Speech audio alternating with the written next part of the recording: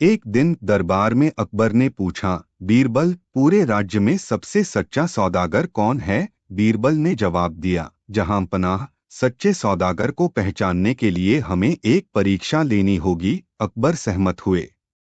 बीरबल ने बाजार से एक ईमानदार सौदागर को बुलाया और उसे एक थैली दी। उस थैली में सोने के सिक्कों के साथ कुछ कोयले भी रखे गए थे। सौदागर को आदेश दिया गया कि वह इस थैली को दूर के शहर में जाकर बेचे और वहां से मिलने वाली राशि का हिसाब दे। सौदागर ने थैली ली और शहर से बाहर चला गया। रास्ते में उसने थैली खोली और सोने के सिक्कों को देखकर प्रलोभन में आ गया। लेकिन फिर उसने अपना ईमान जगाया और सोचा कि शायद ये सोने के सिक्के सम्राट की किसी गुप्त योजना का हिस्सा हैं। वह दूर के शहर जाकर थैली को जस की तस बेच दिया और वापस लौट आया। दरबार में उसने अकबर को सारी कमाई सौंप दी। अकबर ने थैली खोली तो उसमें सिर्फ कोयले थे। वह क्रोधित हुए और सौदागर को दंड देने का आदेश देने लगे। लेकिन बीरबल ने बीच में टोकते हुए कहा, जहां पनाह, यह सज्जन ही सच्चा सौदागर है। उसने लालच में न पड़कर आपकी आज्ञा का पालन किया। अकबर को बीरबल की बात समझ में आ गई और उन्होंने सौदागर की ईमानदारी की सराहना की। सीख, ईमानदारी सबसे बड़ा धन है। लालच में कभी ना आए, क्योंकि ईमान ही सच्ची सफलता का मार्ग प्रशस्त करता है। दो अकबर और बीरबल की कहानी बिना छुए बनाओ लाइन। एक बार अकबर और बीरबल बगीचे में टहल रहे थे। बातचीत के दौरान अकबर ने अपनी तलवार से मिट्टी पर एक लाइन बनाई। उन्होंने बीरबल को चुनौती दी कि वह मिट्टी में बनी लाइन को बिना छुए छोटा कर दे। बीरबल ने कुछ समय सोचा और फिर अकबर से उनकी तलवार मांगी। उन्होंने तलवार से अकबर की बनाई हुई लाइन के सामने एक बड़ी लाइन बना दी। इस प्रकार अकबर की बनाई हुई लाइन पहले वाली लाइन के मुकाबले छोटी हो गई। अकबर इस तरकीब से बहुत प्रभावित हुए और बीरबल की बुद्धि की सराहना की। सीख, समस्या का हल हमेशा सीधा नहीं होता। थोड़ा दिमाग लगाकर रचनात्मक तरीके से सोचने से जटिल परिस्थितियों का भी समाधान निकाला जा सकता है। तीन अकबर और बीरबल की कहानी, असली मालिक कौन?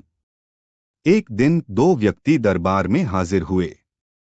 दोनों का दावा था कि एक बैलगाड़ी उनकी है। अकबर असमंजस में पड़ गए, क्योंकि दोनों के पास अपने अपने दावे को साबित करने के लिए कोई सबूत नहीं था। बीरबल ने अकबर से अनुमति मांगी और फिर दोनों व्यक्तियों से पूछा कि रात को बैलगाड़ी कहाँ रहती है। एक व्यक्ति ने बताया कि वह उसे खेत में बांध देता है, वहीं दूसरे ने कहा कि वह उसे रात में अपने घर के अहाते में रखता है। बीरबल ने दोनों व्यक्तियों को जाने के लिए कहा और फिर दरबारियों से कहा कि रात को वे चुपके से जाकर देखें कि बैलगाड़ी कहाँ रखी गई है। रात को दरबारी गए और देखा कि बैलगाड़ी खेत में बंधी हुई है। अगले दिन दरबार में बीरबल ने बताया कि असली मालिक वह है जिसने बताया था कि बैलगाड़ी रात को खेत में रहती है। असली मालिक जानता था कि बैल रात को कहाँ रहते हैं, जबकि दूसरे व्यक्ति ने सिर्फ अनुमान लगाया था। अकबर बीरबल की सूझबूझ से खुश हुए और उन्होंने असली मालिक को बैलगाड़ी सौंप दी। सीख, सच्चाई का पता लगाने के लिए कभी कभी सूक्ष्म निरीक्षण और तार्किक सोच की आवश्यकता होती है। चार अकबर और बीरबल की कहानी, सच्ची पूजा। एक बार अकबर को शिकायत मिली कि उनके राज्य में एक व्यक्ति भगवान की मूर्ति के सामने शराब चढ़ा रहा है। अकबर को ये मूर्खतापूर्ण लगा और उन्होंने बीरबल को आदेश दिया कि वे उस व्यक्ति को सजा दें।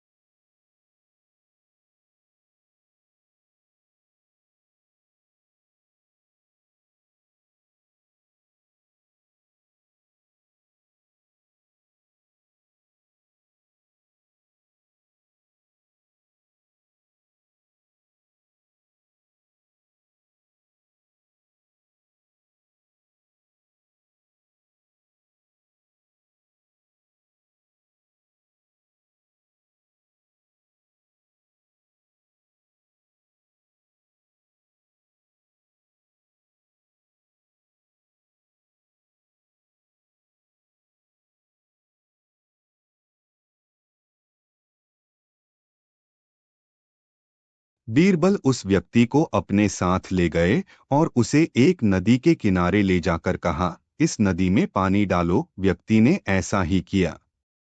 फिर बीरबल ने कहा, अब यह पानी वापस ले लो। व्यक्ति असमंजस में पड़ा, क्योंकि पानी वापस लेना असंभव था।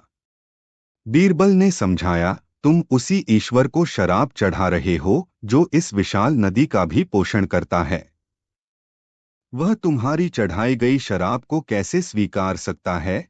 व्यक्ति को अपनी गलती का एहसास हुआ और उसने ईश्वर की सच्ची पूजा करने का वचन दिया। अकबर को जब इस बारे में पता चला तो उन्होंने बीरबल की सूझबूझ की प्रशंसा की। सीख, ईश्वर की सच्ची पूजा आडंबरों से नहीं बल्कि सच्चे मन और कर्मों से होती है। 5. अकबर और बीरबल की कहानी, हाथी का दांत। एक बार अकबर के दरबार में एक जमींदार आया और उसने शिकायत की कि जंगल का एक हाथी उसकी फसलों को नष्ट कर रहा है। अकबर ने बीरबल को आदेश दिया कि वे इस समस्या का समाधान निकालें। बीरबल जमींदार के साथ जंगल गए। वहां पहुंचकर बीरबल ने जमींदार से कहा कि वह हाथी के दांतों को गिन ले। जमींदार ने हाथी के दांत गिने और बताया कि उसके 4 दांत हैं। बीरबल ने जमींदार से अगले दिन फिर से दांत गिनने को कहा। जमींदार ने ऐसा ही किया और बताया कि दांतों की संख्या 4 ही है। तीसरे दिन भी यही प्रक्रिया दोहराई गई। इसके बाद बीरबल ने जमींदार को सलाह दी कि वह गांव के लोहार को बुलाए और उससे हाथी के एक दांत को सोने का पानी चढ़ाने का नाटक करने को कहे। जमींदार ने ऐसा ही किया। लोहार ने हाथी के पास जाकर सिर्फ उसके दांतों का नाटक किया। असल में उसने कोई सोना नहीं चढ़ाया। हाथी को लगा कि कोई उसके दांत लेना चाहता है, तो वह डरकर जंगल में भाग गया। इस तरह बीरबल की चतुराई से जमींदार की समस्या का समाधान हो गया। बाद में अकबर को जब इस बारे में पता चला तो उन्होंने बीरबल की बुद्धि की फिर से सराहना की। सीख, समस्याओं का समाधान हमेशा बल प्रयोग से नहीं होता। कभी कभी चतुराई और रणनीति से जटिल परिस्थितियों को भी सुलझाया जा सकता है। निष्कर्ष, अकबर और बीरबल की कहानियां हमें बुद्धि, न्याय और ईमानदारी का महत्व सिखाती हैं। ये कहानियां यह भी बताती हैं कि किस तरह रचनात्मक सोच और सूक्ष्म निरीक्षण से किसी भी चुनौती का सामना किया जा सकता है। रक्षाबंधन नजदीक आ रहा है। हर मुश्किल का हल अकबर बीरबल पर बादशाह अकबर और रानी साहिबा बहुत ही उत्साह के साथ इसका इंतजार कर रहे हैं। अपनी सहिष्णुता के लिए जाने जाने वाले अकबर सभी संस्कृतियों को समान सम्मान के साथ अपनाते हैं और राखी को बहुत धूमधाम से मनाने की इच्छा रखते हैं। ट्रैक के अनुसार महल में राखी का भव्य उत्सव शुरू हो चुका है। रानी साहिबा के भाई बलदेव और अकबर की राखी बहन राजकुमारी पद्मिनी के आने से इस शुभ दिन पर भाई और बहन के बीच स्नेह के एक मार्मिक क्षण का अनुभव होगा। इस खास दिन का भरपूर लाभ उठाते हुए रानी साहिबा और पद्मिनी अपने अपने भाइयों से अनोखे तोहफे मांगती हैं। दोनों ही असमंजस में पड़ जाती हैं और मदद के लिए चतुर बीरबल की ओर रुख करती हैं। जब भी मुगल साम्राज्य की बात होती है तो ज्यादातर लोगों के दिमाग में मुगल बादशाह के नाम जैसे अकबर, शाहजहां, हुमायूं आदि के नाम आते हैं। हालांकि इन सभी बादशाहों में सबसे लोकप्रिय और शक्तिशाली सम्राट अकबर रहा है। शायद ही कोई होगा जिसमें अकबर के बारे में नहीं सुना होगा, क्योंकि अकबर एक ऐसा मुगल बादशाह था जिससे जुड़े कई किस्से और कहानियां आज भी मशहूर हैं। लेकिन आज हम आपको मुगल बादशाह अकबर के बारे में नहीं बल्कि अकबर के खास दोस्त बीरबल के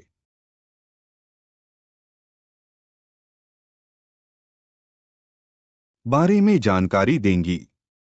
जी हाँ, इतिहास के पन्नों में दर्ज अकबर और बीरबल की जुगलबंदी किसी से छुपी नहीं है, फिर चाहे वह दोनों की दोस्ती हो या फिर दुश्मनी। दोनों का रिश्ता इतना गहरा था कि आज भी इन दोनों से जुड़े कई किस्से लोग बड़ी शौक से पढ़ते हैं। हमें इतिहास की कई किताबों में अकबर और बीरबल के कई दिलचस्प किस्से पढ़ने को आसानी से मिल जाएंगे। हालांकि कई बार ऐसा भी हुआ है जब अकबर और बीरबल एक दूसरे के सामने खड़े हुए थे। हालांकि बीरबल कोई मुगल बादशाह नहीं था, लेकिन फिर भी अकबर का बेहद प्रिय था। आखिर क्यों? आइए जानते हैं। बीरबल का असली नाम महेश दास था, जो एक हिंदू वंश से ताल्लुक रखते थे। बीरबल का जन्म महर्षि कवि के वंशज जिझौतिया भट्ट ब्राह्मण परिवार में हुआ था। इतिहास के अनुसार बीरबल तेज दिमाग और बेहद चतुर इंसान थे। उनका जन्मस्थान मध्य प्रदेश के सीधी जिले के घोघरा में हुआ था। इतिहास के अनुसार बीरबल पेशे से एक पान बेचने वाले थे, लेकिन कहा जाता है कि बीरबल फारसी और संस्कृत के विद्वान भी थे।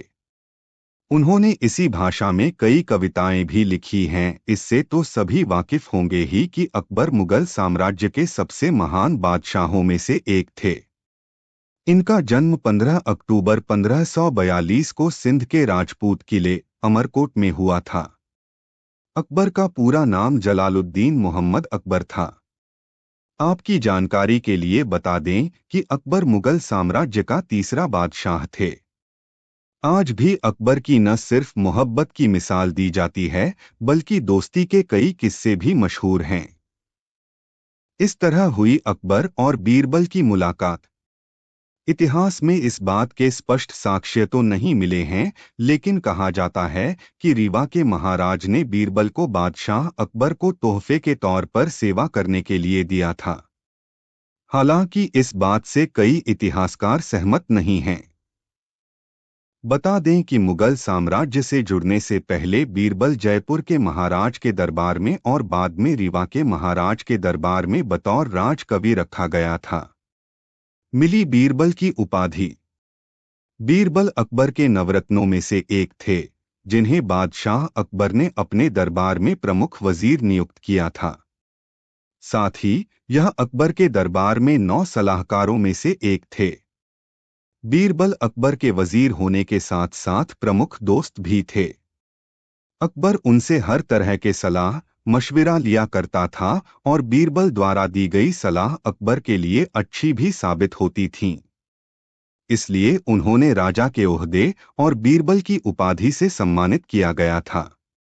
अकबर और बीरबल से जुड़ी कुछ दिलचस्प जानकारी। इतिहास के अनुसार अकबर और बीरबल का रिश्ता बहुत खास था, क्योंकि उनकी जुगलबंदी से जुड़ी कई कहानियां आज भी पढ़ते या सुनते हैं। लेकिन क्या आपको पता है कि उन दोनों की जुगलबंदी लगभग 1556 में शुरू हुई थी, जब बीरबल सिर्फ 28 साल के थे, और कहा जाता है कि वह बिल्कुल अकबर से मिलते जुलते थे और उनकी मूछें तो बिल्कुल बादशाह अकबर जैसी थीं।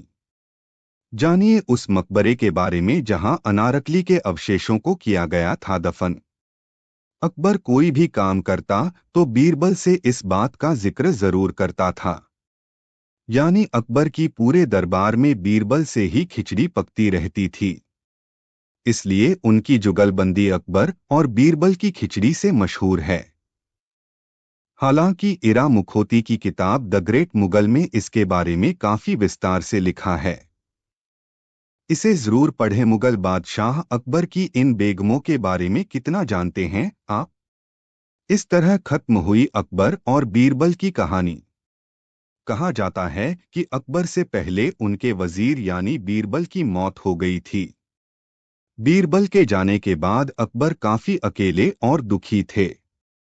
इतिहास के अनुसार यह भी कहा जाता है कि बीरबल की मौत के बाद अकबर को उनकी लाश भी नहीं मिली थी। जी हाँ, बात सन 1586 की है, जब बीरबल और जैन खान बाजौर क्षेत्र में पश्तून यूसुफजई के खिलाफ एक अभियान पर भेजा था। इसी दौरान बीरबल की मौत हो गई थी, लेकिन उनकी लाश भी नहीं मिली थी। भारत में मुगल साम्राज्य का पतन कब हुआ? मुगल साम्राज्य का दौर लगभग सन 1526 से 1857 तक रहा, जिसकी स्थापना बाबर ने पानीपत की पहली लड़ाई में इब्राहिम लोदी को हराकर की थी। इसके बाद हुमायूं, अकबर, जहांगीर, शाहजहां आदि के बाद अंतिम मुगल शासक औरंगजेब था, जिन्होंने अपने शासन के दौरान समाज का निर्माण किया था। हालांकि कई इतिहासकारों का मानना है कि सन 1707 से लेकर सन 1857 तक मुगल साम्राज्य के पतन यानी विघटन दौर से गुजर रहा था। इसके अलावा कुछ महिलाएं भी थीं, जिन्होंने अपना योगदान नीति निर्माण में दिया था। उम्मीद है कि यह जानकारी आपको पसंद आई होगी। आपको लेख पसंद आया हो तो इसे शेयर और लाइक जरूर करें। साथ ही ऐसी अन्य जानकारी पाने के लिए जुड़े रहें हर जिंदगी के साथ। कटे और नहीं मटके फूटें। यह सुनकर बादशाह हैरान रह गए। उन्होंने मटके में झांककर देखा तो वे बहुत हंसे। वे बीरबल की बुद्धिमानी से बहुत प्रसन्न हुए। सभी दरबारी भी बीरबल की प्रशंसा करने लगे। अकबर और बीरबल के किस्से कहानियां खूब मशहूर हैं। बीरबल हमेशा ही अपनी समझदारी, बुद्धिमानी और चतुराई से बादशाह अकबर का दिल जीत लेते थे। इसलिए तो बीरबल अकबर के नवरत्नों में एक थे। आज अकबर बीरबल के किस्से में आपको बताएंगे एक ऐसी कहानी के बारे में जो अकबर के शहजादे से भी जुड़ी है। अकबर अपने शहजादे को दुनिया का सबसे सुंदर बच्चा मानते हैं। हालांकि बीरबल इस बात पर सहमत नहीं होते, जिससे कि बादशाह अकबर भड़क भी जाते हैं। लेकिन इसके बाद बीरबल कुछ ऐसा करते हैं जिससे कि हमेशा की तरह एक बार फिर अकबर उसकी तारीफ करते हैं। एक बार बादशाह अकबर अपने शहजादे के साथ दरबार में थे। अकबर का शहजादे बहुत की सुंदर था, जिस कारण दरबार में मौजूद हर किसी की नजर उसी पर थी। वहां मौजूद हर कोई कह रहा था कि शहजादा दुनिया का सबसे खूबसूरत बच्चा है। खुद अकबर भी यही कह रहे थे कि उनका शहजादा दुनिया का सबसे सुंदर बच्चा है, और दरबार में उपस्थित सभी लोग अकबर की बात पर हामी भर रहे थे। तभी बीरबल भी दरबार में पहुंचते हैं और अकबर बीरबल से पूछते हैं कि तुम्हारा इस बारे में क्या विचार है। मेरा शहजादा है ना दुनिया का सबसे सुंदर बच्चा।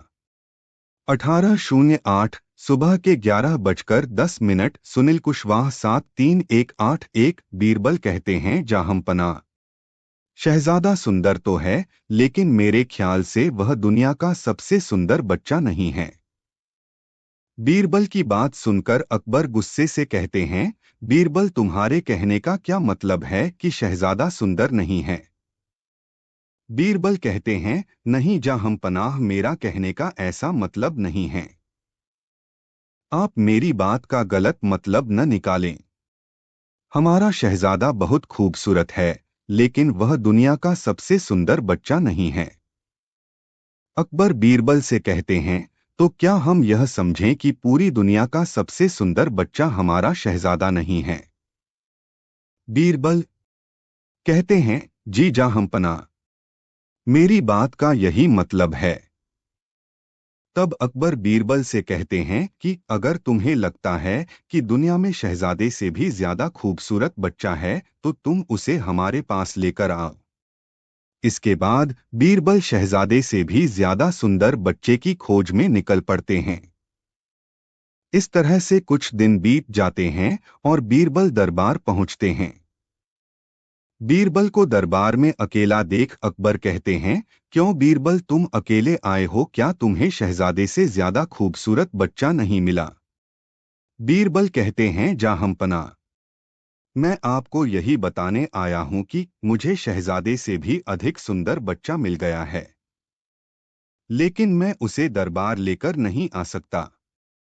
आपको उस बच्चे के पास जाना होगा। अकबर कहते हैं, ठीक है, फिर हम कल सुबह उस बच्चे के पास चलेंगे। बीरबल कहते हैं कि ठीक है, लेकिन आपको उस बच्चे से मिलने के लिए भेष बदलकर जाना होगा। अकबर इसके लिए भी मान जाते हैं और अगली सुबह बीरबल के साथ बच्चे से मिलने के लिए निकल जाते हैं। बीरबल अकबर को एक झोपड़ी में लेकर जाता है। वहां एक छोटा बच्चा होता है जो कि धूल मिट्टी से खेल रहा होता है। बीरबल उस बच्चे को अकबर को दिखाते हुए कहते हैं, देखिए जहांपनाह, वो रहा सबसे सुंदर बच्चा।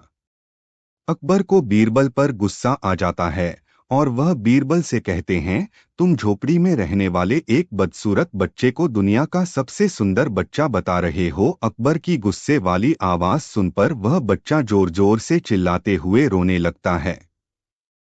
बच्चे के रोने की आवाज सुनकर उसकी मां वहां आ जाती है और अकबर को गुस्से में बुरा-भला कहने लगती है। वह अकबर से कहती है, तुमने मेरे बच्चे को बदसूरत कैसे कहा?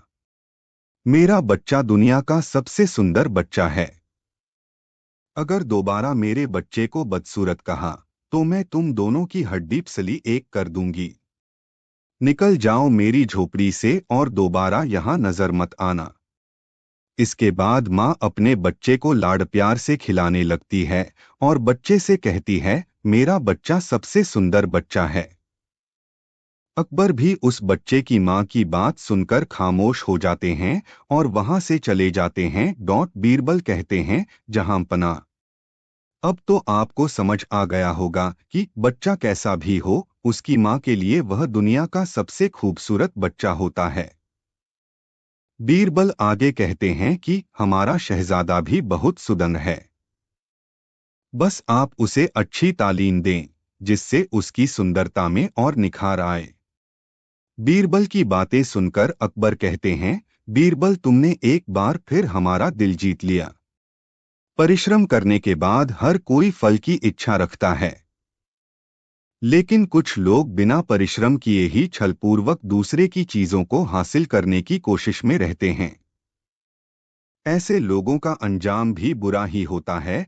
अकबर बीरबल के किस्से में आज आपको बताएंगे ऐसी कहानी के बारे में जिसमें एक आम के पेड़ पर दो लोग मालिकाना हक जताते हैं, लेकिन पेड़ का असली मालिक कौन है, इसका पता लगाने का काम अकबर अपने नवरत्नों में एक बीरबल को सौंपते हैं। जानिए कैसे बीरबल हमेशा की तरह अपनी चतुराई से पेड़ के असली मालिक को ढूंढ लेते हैं।